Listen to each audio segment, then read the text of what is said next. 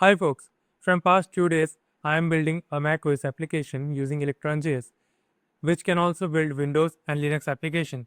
And there was a blocker like how to publish, how to release the application. So I have figured it out, and I thought since I didn't find the material in the internet and it was all scattered, so I thought let me put it simply and explain you like your five so that you can feed that information to AI and you can build your own release or your own application publishing mechanism. So let's get into it. So you can see the title, how to publish desktop native app. For Android application, for iOS application, you know you have to submit the development or the APK or the .app or the extension file to your Play Store or the App Store, right? So you have to upload there manually. But when you are releasing Mac OS application, Windows or Linux application, things get different because there is no common gateway. Obviously, App Store is there for like for Mac. Obviously, Windows has their own App Store, but you know you download software from the official website directly. So how to do that mechanism? And going to talk about that. So there is two ways to do that, and that is local build and release or GitHub Actions and release. Let's understand local build and release and then GitHub Actions and release. So what exactly is local build? So as you all know, you do npm run dev or npm run build to compile your Next.js project, right? We have already talked in our AI series and 30-day series of Next.js SaaS crash course. So you know we do pnpm build and npm run dev or burn dev, like whatever you do. So you build it. So you do that in local, and to release that, you don't release it because that stays in your local. But when you host it in your Vercel, so what happens is that Vercel runs GitHub Actions on in your project, and then it releases on their platform. So right now, when you do local build and release, you don't do the release in the web applications because you deploy it. But in macOS application, you can do release. And what exactly is release? So let me go to this one. So this is a public repository which I'm creating for my SubClip application, and you can see that here I have different versions, and every version has a DMG file. So you can see a different DMG file with different version. So I like till this point of time, like 1.0.9, at this point of time, I was doing GitHub Actions and release. Now I am doing local build and release. So now we have to understand what are the differences and what exactly are GitHub Actions. I will explain you that too so that you don't get confused. So let me go to SubClip.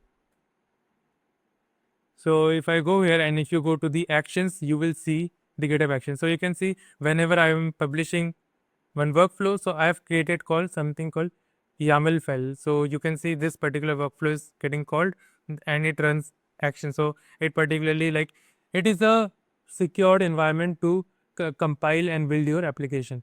So if I go to my cursor, so what I wanted to show you is that, for example, this is workflows, and you can see we have released macOS YAML, and that is getting triggered. So whatever you see here, that is getting triggered. So let me go back to our code and let me explain you the release part. So you have understood what a local build. The local build is nothing but your npm run build, which you do in general, and your release is basically you upload that to your GitHub. So I am right now, you can see I'm uploading to this public repository. And again, for GitHub Actions, whatever you are doing in the local npm run build, that is done in your GitHub Actions in the web. And again, release is the same. So now we have a different ways to release. So whatever I've shown you in this demo, it was released in GitHub, right? So this particular item was released in GitHub. And there is another way that you can release. And if you don't want to rely on GitHub or maybe another public repository, you can choose that is called S3 bucket. So you can upload your latest DMG or latest applications in your DM, like in your S3, like in Cloudflare or Amazon S3 or Google S3 bucket, and user can go to your application like this one, and they can directly press download for Mac, and it will open the download URL.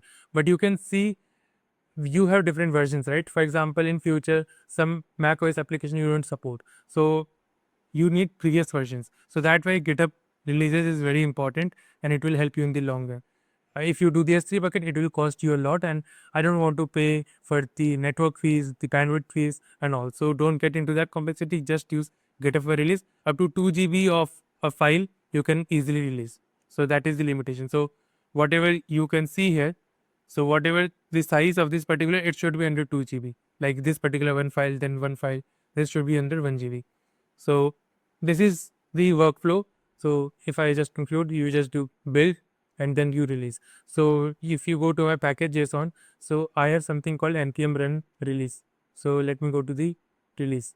So whenever I do npm run release, it first of all generate icons, then it generates the production build, like the production application, and then it calls the Electron Builder Mac.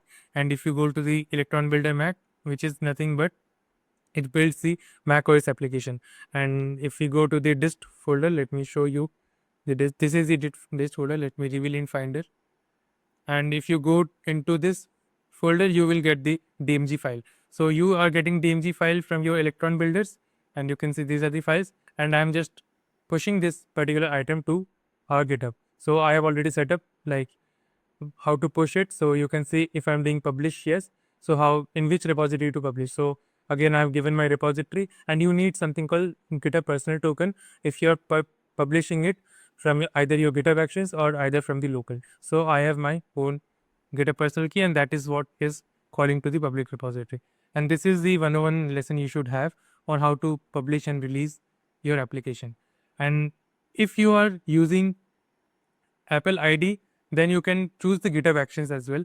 But since I don't have my own personal Apple ID, so I have to do the local build so that it like gets the self-signed certificate from the keychain and it gets uploaded accordingly. So it doesn't say corrupted. So there is some signing methods.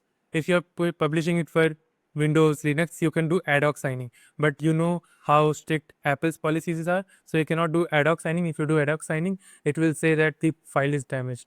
So that's why you need to have your own self-signed certificate. So again, this is very specific to macOS. You can ask AI to do this for you and it will explain you this step. And if you need the self-signed certificate generation process, just let me know in the comments and I will make the video on that. And if you have another opinions and another request, please let me know and I will make the video on that particular topic. So that is it guys, and thank you for watching, and I will see you in the next video. Till then, take care and bye.